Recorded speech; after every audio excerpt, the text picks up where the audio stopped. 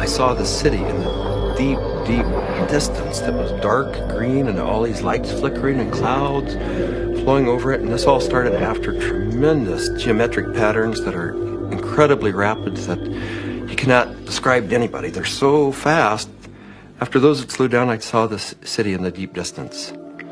So I was sort of watching that, and then this ball of light goes right past me, right in front of me, like, what was that? It didn't scare me, except it was so close. After that, I started looking around. It's like you're in this place, and you're going, why am I in this place? And then I noticed that there was this woman off to my right with a real long nose. She had green skin. She was turning this dial, and I realized she was turning the volume of lights up and down on the city in the distance. And as soon as I looked at her, she noticed I was watching her. And she said, so what else do you want? I said, what else do you have?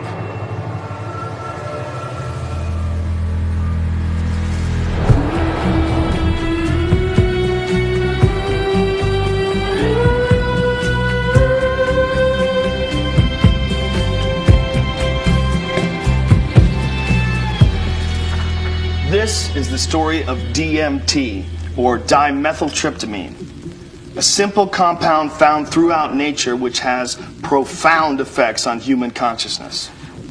One of the things, besides what it does, one of the things about DMT that always fascinated me was the fact that it's such a simple molecule. DMT stands for dimethyltryptamine, NN dimethyltryptamine. If you actually look at the ring structure of DMT itself, you only have really 4 positions that you can attach things to. So you can make diethyl or dipropyl. There are some other types of carbon chains you can attach to that end that do give you compounds that have activity, but very different from DMT. It biosynthetically, it's 2 steps from tryptophan. Right, 2 trivial enzymatic steps from tryptophan. Well, tryptophan is an amino acid, of course, and it's everywhere. So all organisms have tryptophan, and all organisms have the 2 key enzymes that lead to the synthesis of DMT. And these enzymes are very ancient enzymes. They're all over the place. They're, again, part of basic metabolism. So theoretically, anything could synthesize DMT. DMT is astonishingly widely available in plants and animals all around the world, but so far nobody really knows why it's there or what its function is. That's the $64 billion question, is why is DMT in our bodies? Why is it in plants and all sorts of mammals? And what is the role it plays in humans? The conventional wisdom 30, 40 years ago was that these things had no real function. They were just sort of physiological noise, but that's a very naive understanding. And what we now understand is that these secondary compounds are, in a sense, the language of plants. These are messenger molecules. This is what plants use to mediate their relationships with other organisms in the environment. Why is it that human beings' central nervous system are wired to receive this experience?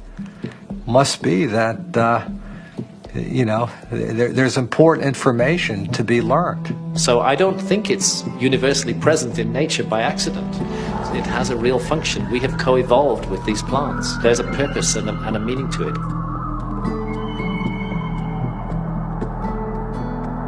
So it really fits in with the notion that DMT may be the common molecular language, resonant language, among all living beings on this planet and maybe others as well. I can't think of a more powerful tool to explore the whole question of what is consciousness. These substances are tools that can be used to expand awareness in all areas of life and apply that expanded awareness for the betterment of people's lives and their community, their families, and our society.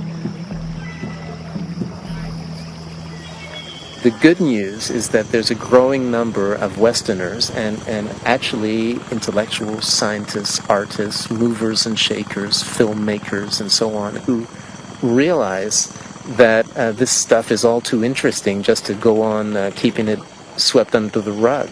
And meanwhile, the Inquisition was a long time ago. The birth of rationalism was a long time ago. At this point, there's no good reason, apart from bad habit, to keep up these barriers. With the help of two concepts that are traditionally opposed, science and spirituality, we humbly reintroduce psychedelics back into the cultural dialogue. DMT, the spirit molecule, it's a conundrum, it's a paradox. What the spirit is the inner world, the molecule is the external world. So the psychedelics or entheogens take us from the science to the spirit.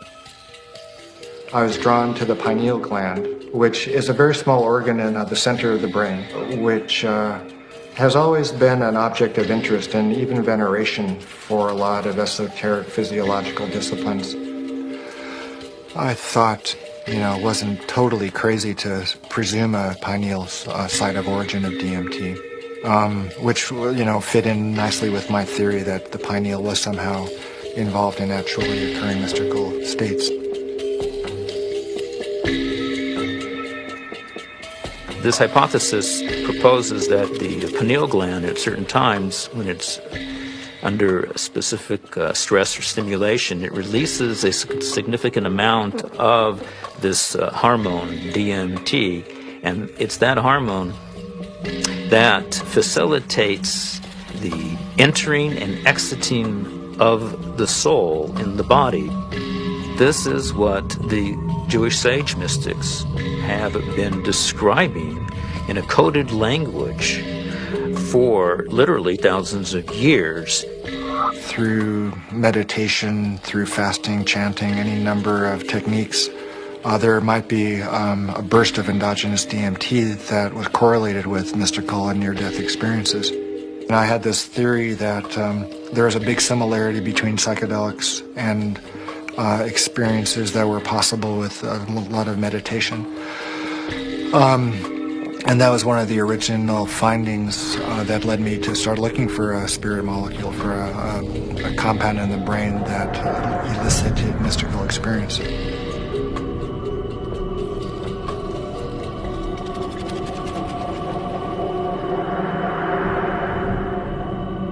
I think there may be a role for DMT in explaining any number of hallucinatory phenomena that man has experienced throughout his history.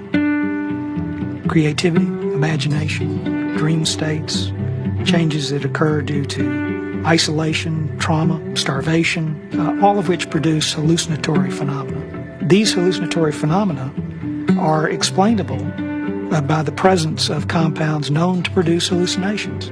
And the only compounds that we know of that are capable of doing this are the class of compounds known as hallucinogens.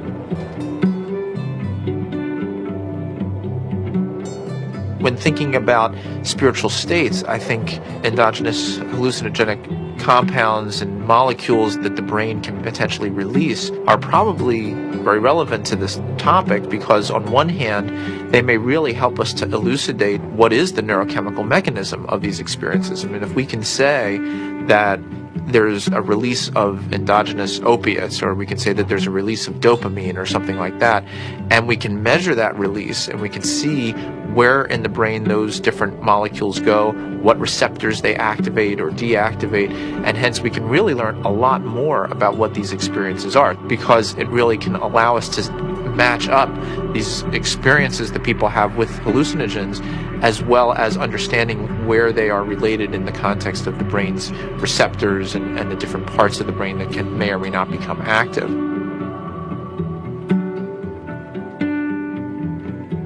One of the other interesting things about the pharmacology of DMT is that it's actively transported into the brain.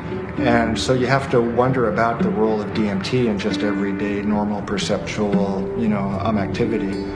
Too much DMT and things become very psychedelic, or, not enough, DMT in the brain can make things dull and flat and gray. There's something that, for me, makes sense about DMT. You called it the spirit molecule. It might almost be called, the reality molecule. Philosophically, it makes sense that something that would be so fundamental to the way we perceive reality would be imbued out there in reality.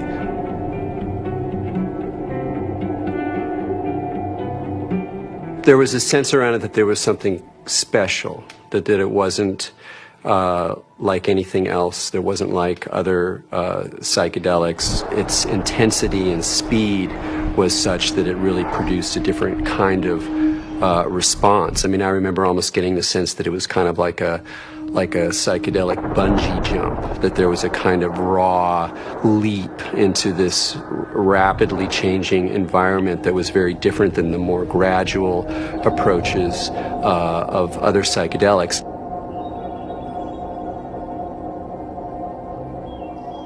Smoke DMT is sort of like the drive-by shooting of psychedelics. You're in one place, bang, you're in another place, and then bang, you're back down. So it doesn't leave a whole lot of room for that narrative of who am I, what am I doing here, why am I in this space, what am I learning? It's almost like there was too much information to process in that few minute span to integrate once you drop back down. Dimethyltryptamine, when it is administered, has a very rapid onset and a very short duration of action. This is because it's very rapidly broken down by the body so that it can be cleared. DMT is rapidly degraded by an enzyme in the liver called monoamine oxidase, or MAO. That's the reason it's not active when you take it by mouth. Whereas psilocybin, when you take it by mouth, it's not broken down by monoamine oxidase very quickly at all. So it gets through the liver and passes on into the bloodstream and into the brain.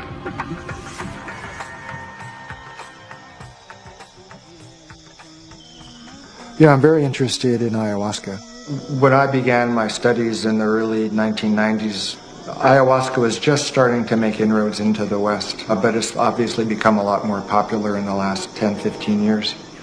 And the visionary ingredient in ayahuasca is DMT. Through some amazing feat of pre-literate chemistry, the Amazonian natives stumbled upon or combined whatever. I don't know how they did it, but they found that one plant contains DMT and one plant contains an enzyme inhibitor. Combine them, you can drink DMT and it's orally active.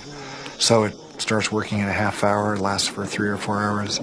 And you can, maneuver a lot more comfortably within that state than you can when you're just smoking it or injecting it.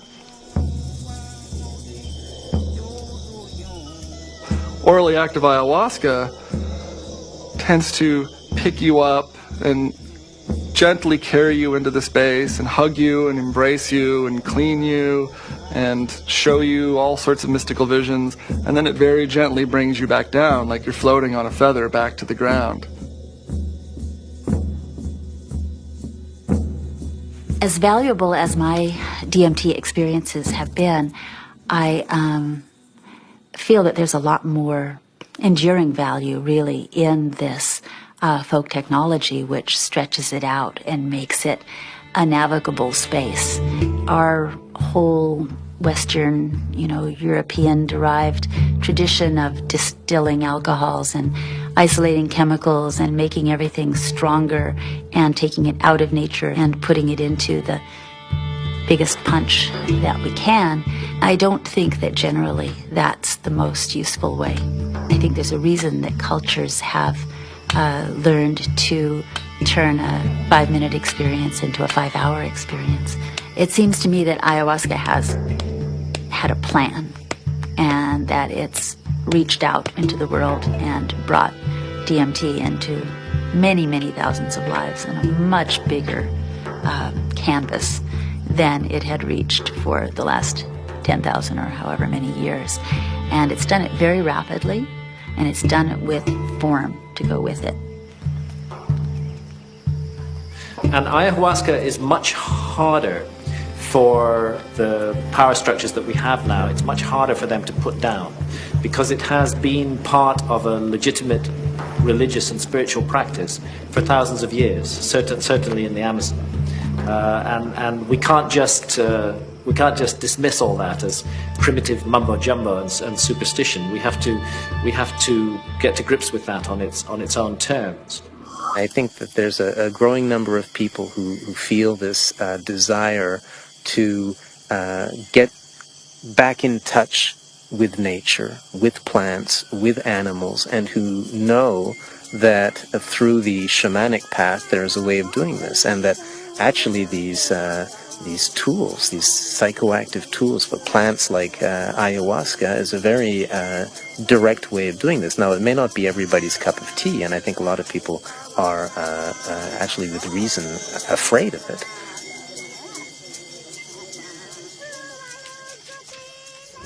I think like a lot of people in my generation, I first heard about DMT through Terence McKenna. It was a very funny way to become aware of such a powerful and interesting and anthropologically rich topic as a compound like DMT, because it really became more, it was almost more of a concept than something that people were necessarily taking. The DMT flash makes it clear that disembodied consciousness is a possibility. I think that the whole tension of history and the tension of life seems to be about the shedding of the body. Terence was he was a good promoter. Basically, he said it's the ultimate metaphysical reality pill. And even though it's not a pill, but I thought that was a pretty good characterization after I took it. It seemed to be of a different order than LSD and mescaline and some of the other things that were around. DMT really did seem to be a whole other level of experience.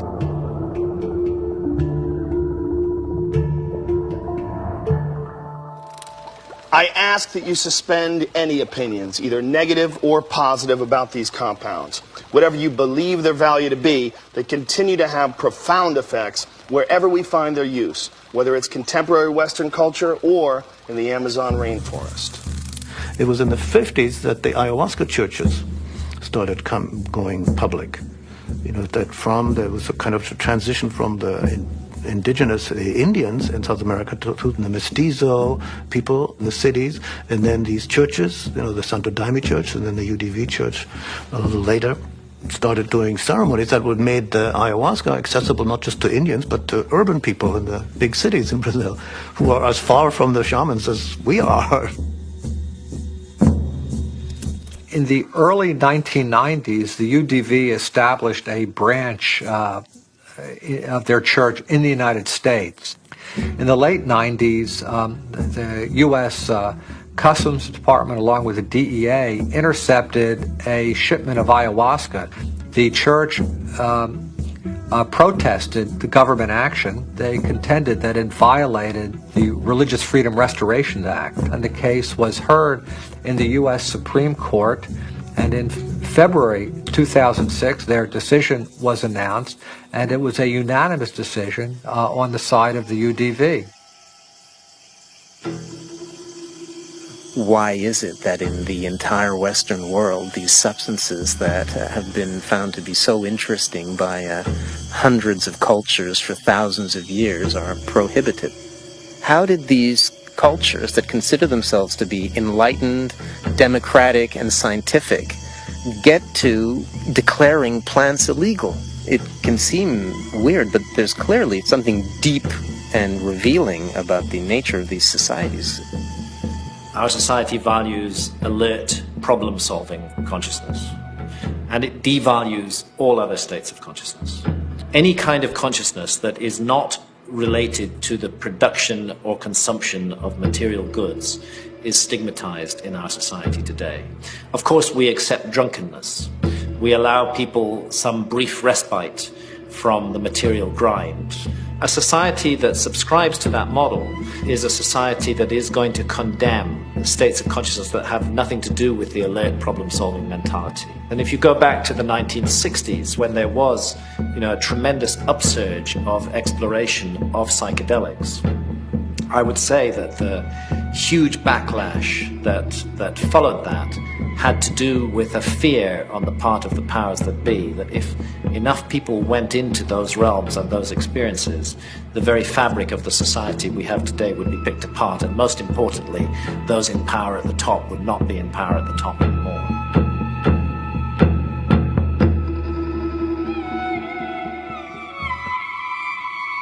There was an optimism that was ungrounded, that Vietnam was happening, that all this real stuff was going on, and that the psychedelic movement wasn't really addressing that in a real way, and that Timothy and that bunch sold us a false bill of goods that didn't really work. We are now, whether we like it or not, in the psychochemical age. In the future, it's not going to be what book you read, it's going to be what chemicals do you use to open or close your consciousness. Chemicals can help us learn faster, chemicals can help us expand or contract our consciousness. The atmosphere in the 1960s was, we are doing research here, we are dedicating our lives to trying just about everything on the planet. So we would try it, then we would talk about it, then we would evaluate it. We regarded ourselves more or less as spiritual pioneers.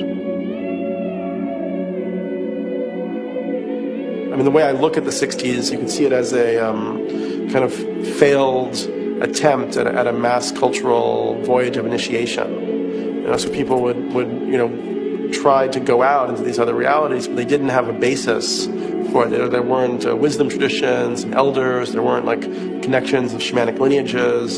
So people would go out and they would kind of smash apart. Timothy Leary really so discredited a scientific approach to studying this, because he started off doing interesting research and then got into advocating use in a way that was incredibly threatening. Culturally, we reacted, and politically, it became impossible to do this sort of research. Funding agencies didn't make resources available. Regulatory agencies increased the practical hurdles for initiating this kind of research. And I think people who had interest in research of this type largely were discredited because of their interest in the research. Social, political, scientific issues that came together pushed these drugs out of the scientific marketplace.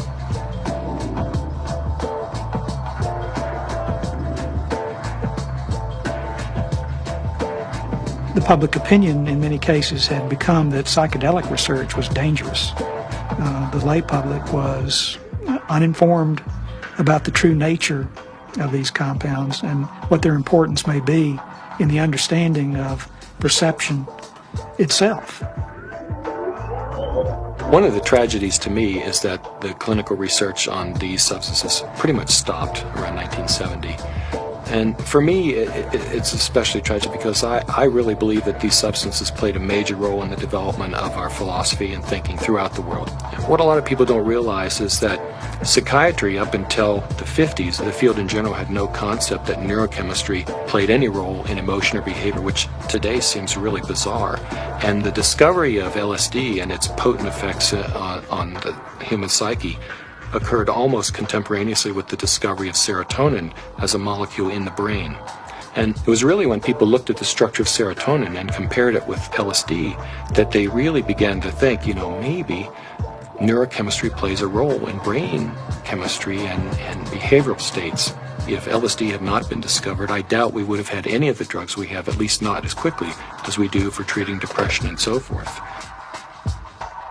Once these drugs became abused and scandalized, psychiatry had to really work hard, to distance themselves from any valid scientific scientifically meritorious relationship with psychedelics. Being a psychiatrist and saying you want to learn or study about psychedelics, it's not that well received. And I made one mention one time and was discouraged from really bringing it up again for actually a number of years. For cultural reasons, the whole class of compounds got pulled off the clinical bench, and no research has gone on for 40 years. So scientifically, I can't imagine a more exciting area to be pursuing. How does one go about studying these plants and compounds? Plants and compounds which produce unimaginable experiences and appear to shed light on some of humanity's greatest mysteries. In order to answer that question, Dr. Strassman conducted the first human psychedelic research in a generation. One of the things that I had established early on was being able to discriminate between studies in the scientific realm and recreational use. But in the early 1980s, I reviewed all of that literature and could pretty well establish on that if people were really carefully screened and supervised and then followed up, that the incidence of adverse reactions to LSD and related psychedelic drugs was extremely low. The drug or the compound or the chemical that seemed like the best candidate to sort of reopen the U.S. front on psychedelic research would be DMT. It was really, it's exciting for me because I thought this is the first study in a generation. And not only that, despite the fact that DMT had been used safely in earlier studies and it was this natural component of the brain, DMT is one of the most profound and potent psychedelics known. So it wasn't just an initiation of clinical research, it was a reinitiation of clinical research with an extremely potent drug. I was of the strong opinion that you could do these studies, and Rick agreed. So we had a number of discussions, and at some point the discussion came up, Dave, what if I do all this paperwork and spend all this time and get to the end of things and I'm ready to go and I can't get the DMT? And that was a real possibility because DMT, clinical grade DMT, wasn't a chemical you just buy off the shelf somewhere. And I told Rick, if you get to that point and no one will make it, then I'll do it. And ultimately Rick got to that point and I made it. The design of the study was fairly straightforward. Give people DMT and measure as many variables as possible. I had to sort of anticipate a lot of objections that would come my way from the regulatory agencies that oversee this kind of research. So at that point began a 2-year process of dealing with not that many regulatory agencies, but fairly monolithic ones. One sort of a sidelight of the protocol was the involvement of a psychiatrist from UCLA named Daniel Friedman. He was kind of one of the grand old men of American psychiatry, and actually he was one of the people who in the 50s and 60s got their start with psychedelic research. And the main thing that Danny Friedman told us was, don't even get close to psychotherapy. Forget about treating mental illness or alcoholism or anything. Forget that. That's where all the hysteria is. That's where all the fears get up. You're a scientist, Rick. Approach it as a scientist. Do basic, simple measurements. Look at heart rate, cardiovascular parameters. You won't get in trouble doing that. You can get it funded, and it's solid science. Rick did what he said, but then he still was able to get these, accounts of what happened. And that wasn't in the plan. That wasn't really what was proposed in the studies that were funded, and that wasn't what Danny talked about. But those were the spin-off that really made it interesting. Rick Strassman was advertising in some magazine somewhere about wanting volunteers for a particular study in a psychotropic, and I didn't really know I didn't know DMT from STP at that time. And I remember reading that and I'm thinking, oh my God, this is bad. I better get involved in this and make sure that somebody doesn't get hurt and that at least there'd be some sensitivity towards what this stuff is really about.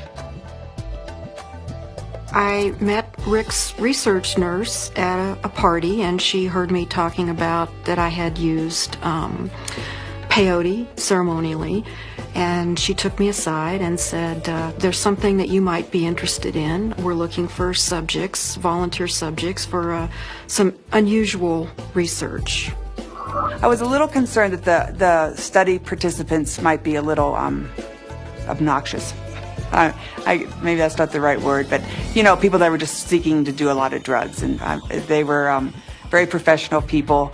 There were varying degrees as to how much hallucinogen use they had been through. It seemed like there were some people that it felt like they had made it their life mission to experience every kind of substance out there, and then other people who I think were just interested for their own personal growth and or curiosity.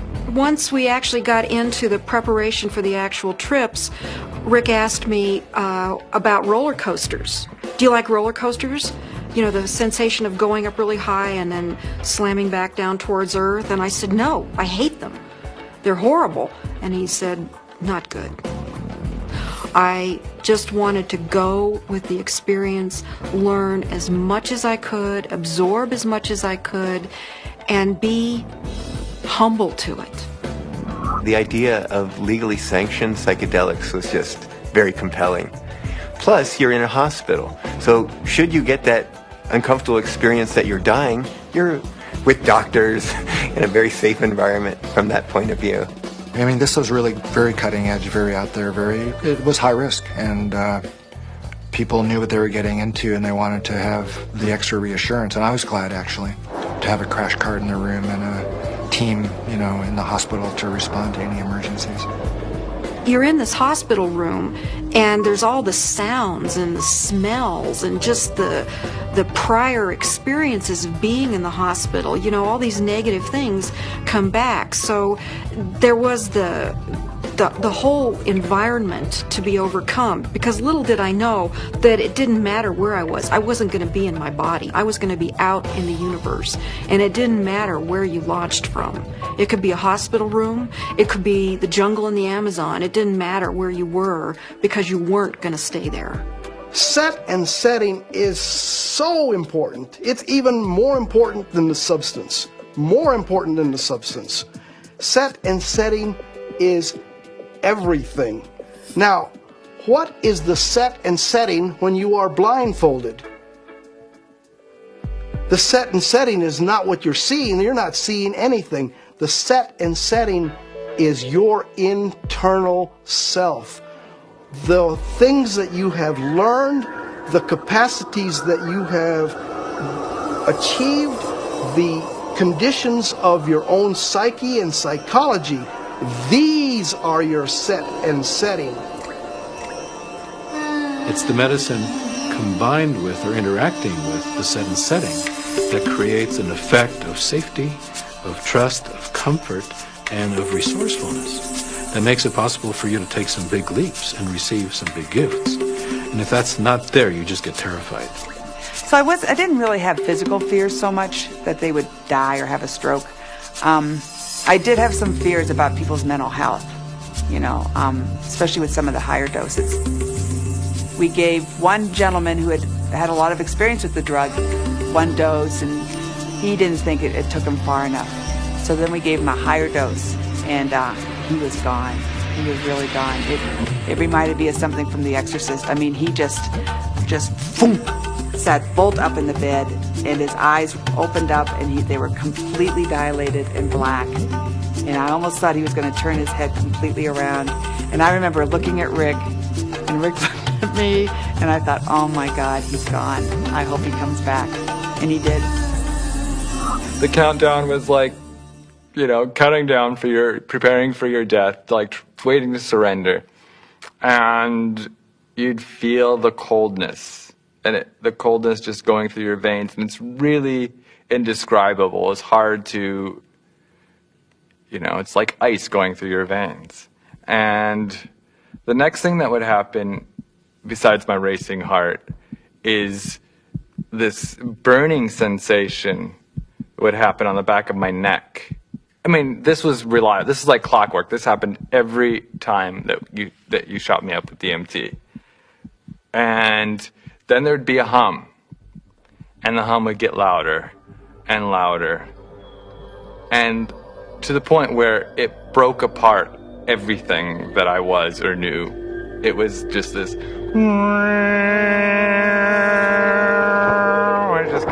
turn louder until you just had to surrender to the sound. And then you were there. I would get a warm, full feeling, a golden feeling in my chest before it went to my head.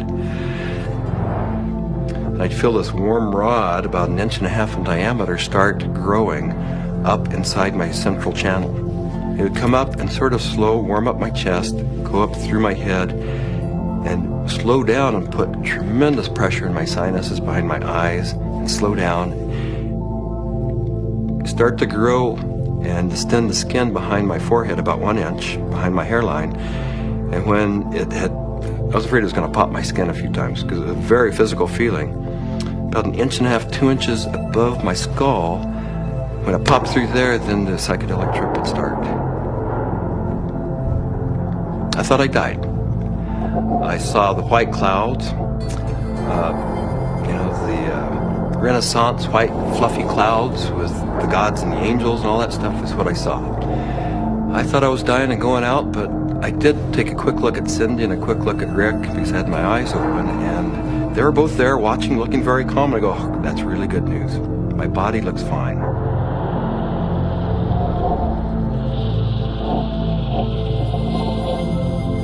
So I didn't know whether it was my birth I was re-experiencing, my death which was yet to come, because I know that time crumbles. The linearity of time is totally meaningless in these states. You are at the Godhead, the point where all time folds in on itself. More and more layers of my humanity start peeling off. Finally, the last almost the last layer, and I can't even describe what it is, but you have, at some reaches way in there, there is like the last layer of that which defines you as a human being, and it goes, you are no longer a human being. In fact, you're no longer anything you can identify. There was no concept of time. It was so disorienting. I was so terrified. I have never in my entire life been so terrified to be blasted out of my body, to leave my body behind, to be going at warp speed backwards through my own DNA, out the other end, into the universe. And so I went right into this white light. As soon as I went into it, I lost any sense of being different, any sense of what I was doing, past, any sense of future. It was absolutely blissful and euphoric, and I just felt like it wasn't I. I was everything. I was the light. There was no sense of separation, no shadows, no differences, no past, no future. It was all present and white, yellow light. Then I felt myself falling out of this light, and as I fell out of it, I could feel the light was like a glow, like the sun with flames coming out and lapping out, and I could already start to feel this tremendous separation. I reached across, and it was suddenly I'm in the universe, in this huge void, with these beings on the other side, and I put out my hands, and this incredible rainbow of pink light went between me and these entities. And I was trying to make it be like a white light, but it was this incredible pink light, this energy of love this capacity of love that we as human beings have, that I was trying to just send to them. This meteor-like trip through the infinite space of the interior consciousness is up pops the picture puzzle pattern door, and I'm now whizzing through this sucker like if it was nothing. I'm flying through it. But now I know what the picture puzzle pattern door is. The picture puzzle pattern door is the farthest reaches of your humanity. This is the doorway into what defines you as a human being. When you go past that, you stop being human to a degree, and the further you get past this point, the further away you go from being a human being. But right here, this picture puzzle pattern door is everything. It's everything. It's what defines you as a human being. This picture puzzle pattern door is you. This is like the actual core of where all of reality is emanating from. This is where meaning comes from. Symbols were pouring out. They were intertwined. Every symbol and letter and in every language was pouring out of this point. And I looked around at my environment and I was trying to absorb everything, to understand, but there were all of these machines or structures or things that I had never seen before, that I had no idea what they were. I was like a caveman in a computer lab. I didn't have any idea, but I knew in my intellectual awareness that this was a very advanced civilization or life forms or whatever they were. They were so far advanced from what we know here on Earth. There's one state in it, I call it the hobby horses, and they're interlocking, reticulating, vibrating hobby horses, and I use that's what they seem like to me. They interlock and they form a visual pattern that seems infinite in scape. And then you're on the inside, outside, inside, every side, and so it's less possible to use, words sort of start to escape you. The texture of the space was very much like an animated Mexican tile. It seemed to be hyper vivid in color, in a Technicolor sense, but also very clay-like in earth, like with an earthen pointing towards earth, but not really being of earth. And there was no I. There was just a sense of a witness being suspended in this incredible vaulted space, like a cathedral made out of stained glass of all imaginable colors, unbelievable brilliance and saturation of color. Just this amazing pattern in this dome, this gigantic dome. It felt like the size of a small planet. And there were these winged beings. I don't remember exactly what they looked, but were like angels, something like angels, that were majestically kind of flying through the space. But there was something about the quality of how they were flying that was unique. I'd never seen anything like it. It was like, I don't know, the sense of another realm that was there. My sense was at some point there was this implicit sense, this is the divine realm. This is the divine realm. And it was not like a thought, but it was like this implicit kind of grokking recognition. It was all very, very impersonal until I got to the space where I realized that I was in the area where souls await rebirth. And I was there, and I had been there so many times before. I recognized it, and this incredible transcendent peace came over me. I have never in my life ever felt such peace. Everything was stripped away. Every hope, every fear, every attachment to the material world was completely stripped out of me. I was free to just be the essence of a soul.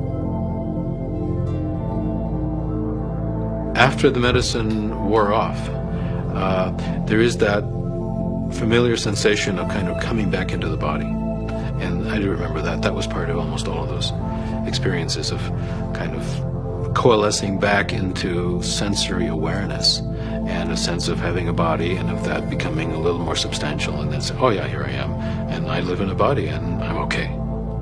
So Laura removes the eye shades, and I ask, not really with my eyes open quite yet, I ask, how long was I gone? Because I needed to know. And Rick chimes in like 15 minutes.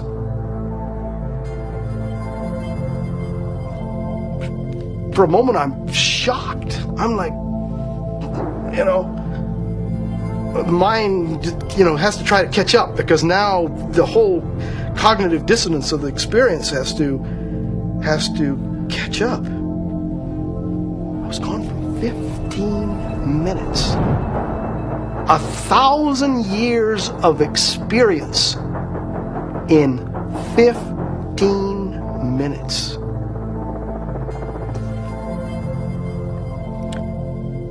Well, to say the least, it was profound.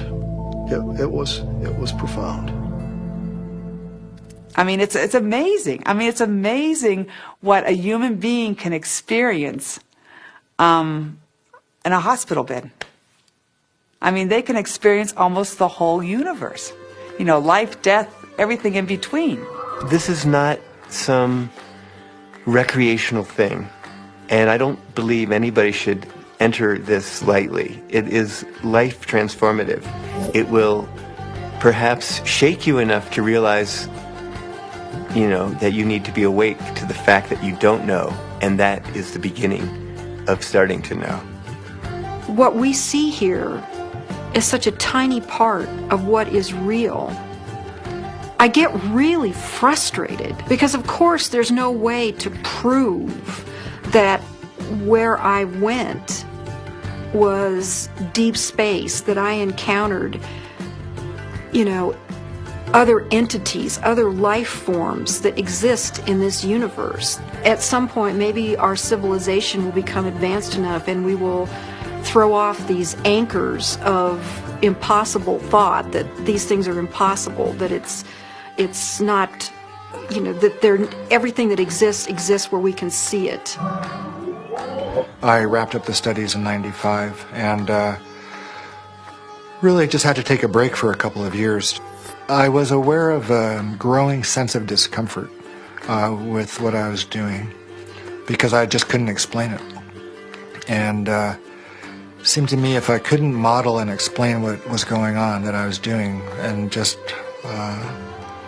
you know, bringing people to the edge of these kinds of experiences, it seemed like I ought to. That it was a little irresponsible to be sort of pushing people off the cliff like that without really knowing exactly what it was and accepting and understanding and feeling comfortable with that model. And, you know, I think what began dawning on me after a while once I stopped the study was that I was really dealing with a spiritual phenomenon. What do these experiences say about the nature of reality, the nature of our minds, or the function of our brain that we can so quickly shift into these alternate realities? Let's take a step back and consider how these experiences inform us about ourselves, our consciousness, and the symbiosis of the two. It started seeming to me that what was happening with DMT, particularly with respect to some of these reports of entering parallel or alternate or freestanding parallel sorts of realms of existences, that indeed was what their consciousness was doing. The chemistry of their brain, which is the organ of consciousness, was being changed by DMT in such a way that they could then receive information that we weren't able to receive normally. Yes, there's the experiences from DMT and ayahuasca, and they have their function. But if we'll also look at what it enables us to see, it just rips that filtering mechanism away for a few minutes, and for a few minutes you're immersed in sort of this raw data sphere of input, of sensory input, of memories, of associations. I mean, it seems like the brain builds reality out of these things, what you're experiencing, what you have experienced, and how you associate and synthesize these things together to tell yourself a story, essentially, about what's going on, where you are in space and time.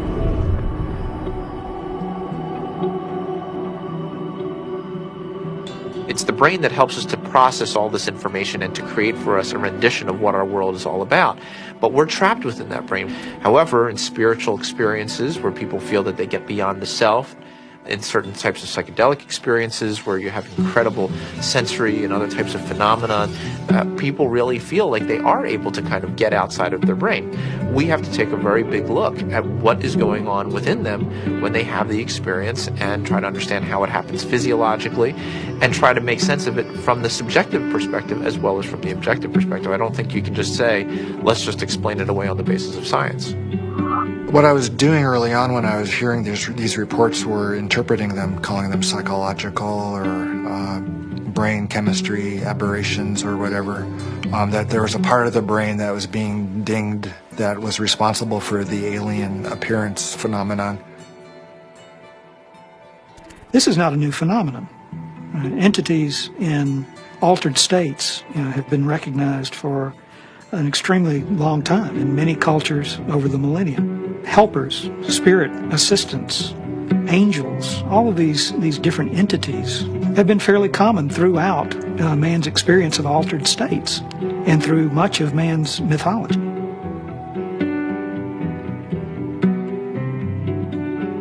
I don't think it's out of the realm of possibility that people are in some way interacting with some sort of an intelligence or sentient being or something that exists at some level that's not in this three-dimensional physical plane.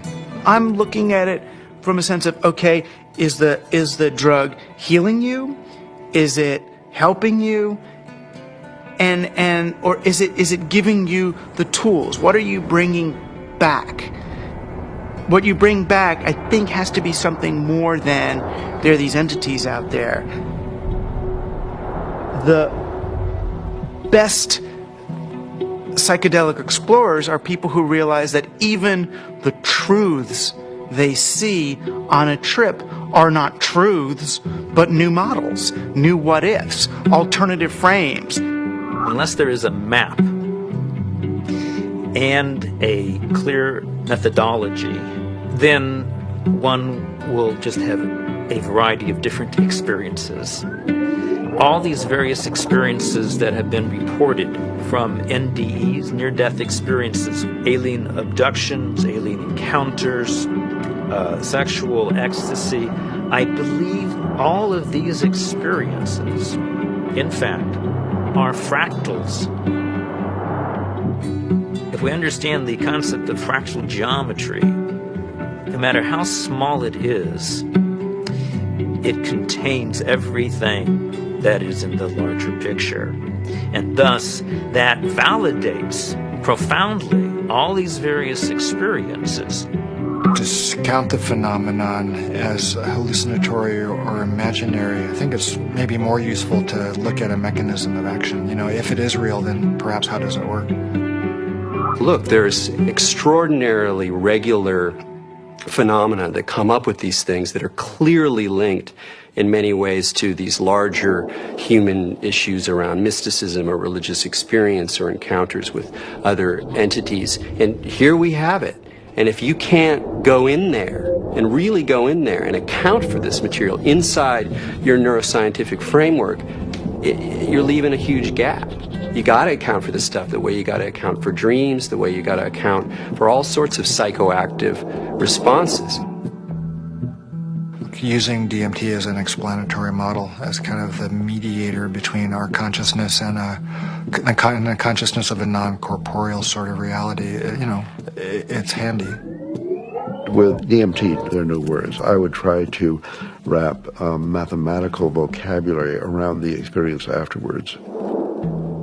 I specialized in the metaphor of vibration and how vibrations in fluids created form in fluid, and that would be the key to the relationship between the spiritual realm and the ordinary realm. This was the window that was opened by DMT.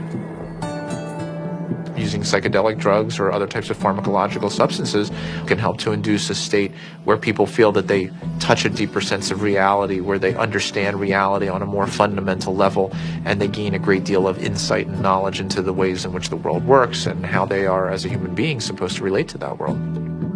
DMT is somehow, it seems to me in my experience, more of a breakthrough than LSD, mushrooms, peyote, and so on. It's instructive. It's more supportive of future evolution and the creation of the future. And it is in itself more of a mystery. How could this little stuff produce something that has intelligence? You know, that is actually a doorway to another reality. So what is the nature of reality, and what is the nature of how we as human beings experience it? Can we understand it better? Are we capable of understanding reality on some very fundamental levels? And what do we need to do in order to prepare for that? You know, there are parallel universes, it seems, at least that's a theory in modern physics. There is dark matter, which is a huge amount of the matter of the universe, maybe 95% or more. As radical an idea, it's just a logical extension in some ways of, instead of using a machine to see more than we normally can see, we're using the brain. There are fields which are undiscovered so far, which have nothing to do with anything that is discovered so far. The gravitational field, you know, was unknown before the year 1604. The electromagnetic fields, unknown before the year 1830 or something. All of these, what we call the fundamental fields of mathematical physics, are new discoveries. Dark energy is also even newer discovery, and beyond that are maybe more discoveries yet coming beyond our cosmos itself, in higher dimensions, as they say. I still don't have very much use for the concept of God, but I do believe that there are higher levels, transcendent levels of reality, and I'm actually now starting to really believe that the brain is not the source of consciousness, is not really who we are, but is more like a radio tuner for something way bigger.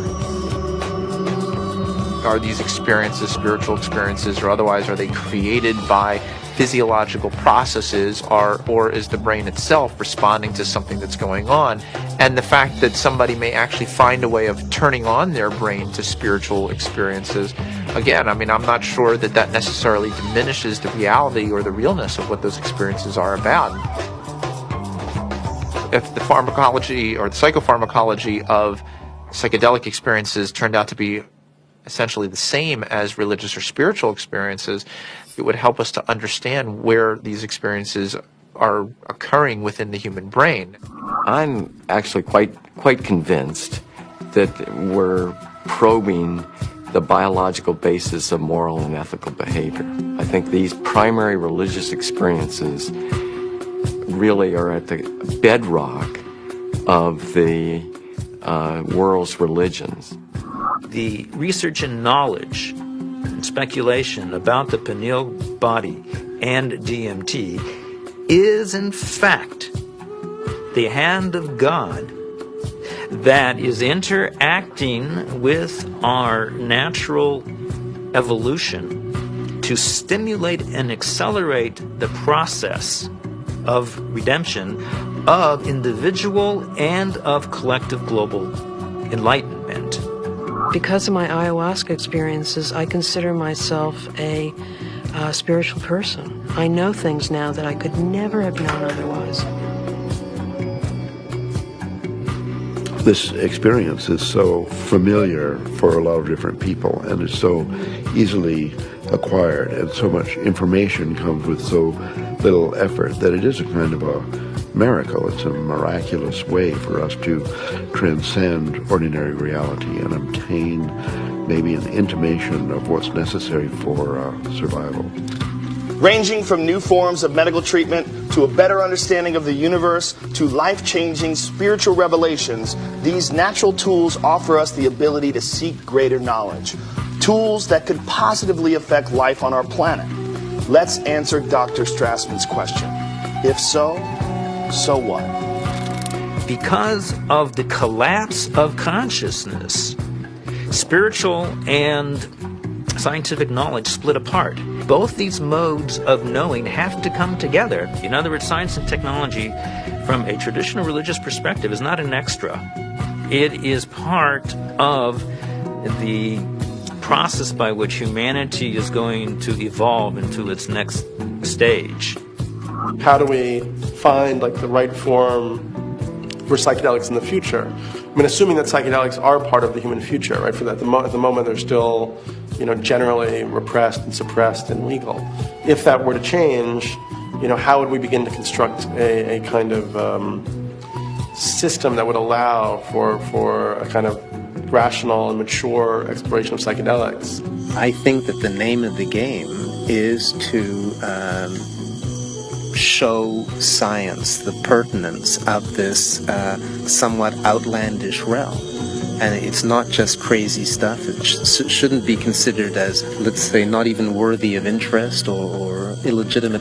I actually think because it's declared off bounds, it just makes it interesting to start with. But one doesn't want to throw out the baby with the bathwater, and I think it's really important to stay faithful to science.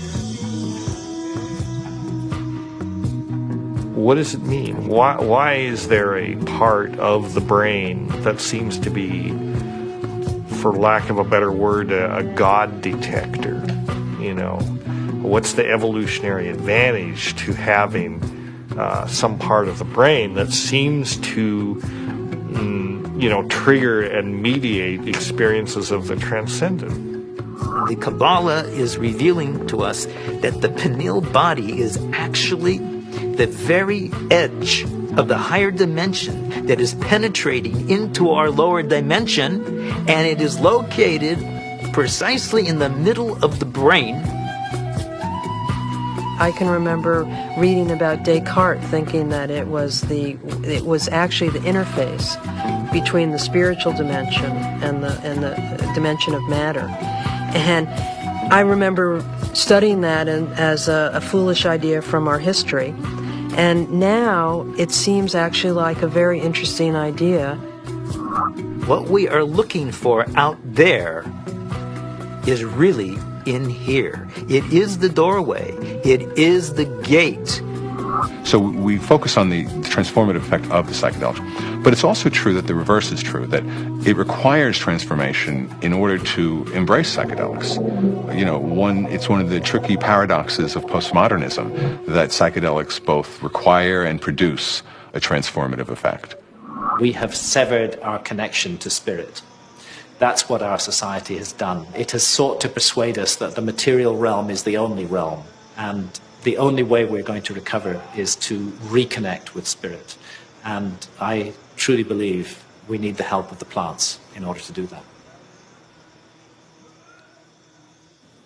Part of our work is to respect these medicines, and then to change the culture enough that people doing them can be respected and held, and not everybody needs to do them, not everybody should or wants to, but that it isn't pushed to the side. And so part of that does involve then research, because that's how in our reductionist society we validate things.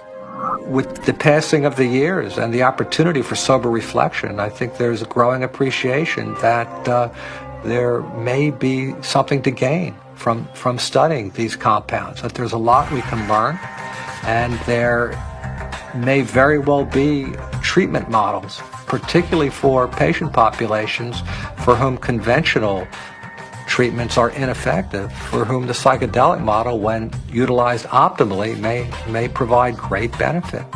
I think the most important thing that we could do right now that would be fairly straightforward to do is to ask and answer the question of whether ayahuasca could help people who have drug and alcohol abuse. And given that we know that DMT and similar alkaloids have a very strong effect on the same receptor sites that are involved in depression, and the notion that most people, in my experience, who use drugs and alcohol are self-medicating a deep depression or an anxiety. I've had permission now over the last few years to utilize psilocybin, which is the active alkaloid in hallucinogenic mushrooms, in the treatment of patients with advanced stage cancer who have anxiety. We're treating the anxiety, not the cancer. Now, psilocybin is 4-phosphoryloxy-NN-dimethyltryptamine. So obviously, from a chemical structure point of view, very similar to DMT. Ultimately, what I want to do is see these things used in the way that they were used traditionally, to heal people, help people. And right now, helping people come to terms with dying. It changes your whole relationship to your death, your impending death. Believe it or not, you're going to die. And now, with this tool of having crossed over already, some of the fear around that will disappear. Now I'm beginning to wonder whether consciousness may actually survive biological death, that maybe the model that we've been working under in psychiatry and the behavioral pharmacology model is just wrong. It's backwards, actually. That consciousness is primary in the universe and matter is a result of. Utilizing substances like DMT or 5-methoxy-DMT may really help us prepare by practicing a transient dying experience. Thus far, we're observing very positive effects in regards to the nature of experience during the session and then subsequent effects on mood regulation and anxiety control, pain perception, and overall quality of life for cancer patients. By and large, our subjects do quite well in the time they have remaining. For those people who do come to terms with it, part of it is a recognition that these psychedelics open up a space that they weren't aware existed and sort of give them a vision of what could be past death, as well as a better perspective on the accomplishments they've made in life, a better feeling about what they've done in their own lives. But I think all people who have psychedelic trips and meditations and so on are poking more or less into the same higher realm and receiving some information from there. If we can develop this could be absorbed into ordinary science that we could approach with the scientific method and so on, then our intelligence, our capability of survival on planet Earth would be increased. I mean, we're a dying species. We live on a dying planet. We're killing the planet. So our disease is extremely serious. And therefore, we're desperate to find new information, ideas, and so on that can transcend. We have to evolve. And I think our intellectual evolution may be predicated upon the psychedelic pioneers. It's so easy to change the world. I mean, and that's the kind of thing that you can see on psychedelics. If you don't get trapped in the beauty and awe of the psychedelic experience itself. You know, it's like looking through the chandelier of reality from a different vantage point. You know, you can now project through those crystals in another way, and it's beautiful. But, okay, now come back, now come back. I think if I ever were to resume giving people psychedelics, particularly DMT, it wouldn't be just to kind of tinker with brain chemistry and just see what's happening. I think one of the things I also learned in the research is that you just don't want to give drugs and see what happens. That's a little, I don't know if callous is the word, but that's the first word that comes to mind. I think if you're really going to open people up like that, you need to do it for a purpose, not just for scientific curiosity. And I'd like to be helpful rather than just sort of smart or clever. To my mind, is this kind of two-edged sword of simultaneously opening up to the numinous world, to the world of messages, the world of spirits, the world of entities, and at the same time rigorously taking that material into the acid bath of neurology, into sociology, into the ongoing construction of reality. And that the wisdom that these things bring is this kind of very tricky mixture of authentic religious experience with gods and messages and clear signs, and a sort of remarkable mirror of the mind. The curiosity, perhaps the uniqueness of the human creature, is that we live in both realms. We have the ability for spiritual experience, and we have the ability for physical experience. The agenda of the spirit world, if there is an agenda, is to allow us to experience our full potential and to deliver our full potential. And maybe the choices that we are making right now as a civilization and a society rebound far beyond ourselves. And I think DMT is a forcible reminder that there's a lot more about reality, the universe, ourselves, the biosphere, whatever, that there's a lot more to it than we imagine.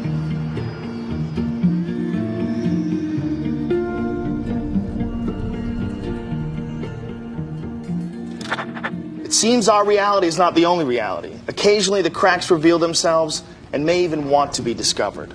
As humans, we are creatures that thirst for knowledge. We spend time, money, and infinite energy searching for it, in schools, in churches, in business, and in technology. Knowledge is power, and thus our greatest quest. Dimethyltryptamine, a molecule with a complex name and the simplest ability to unlock the door to another dimension, and perhaps, just perhaps, our future evolution.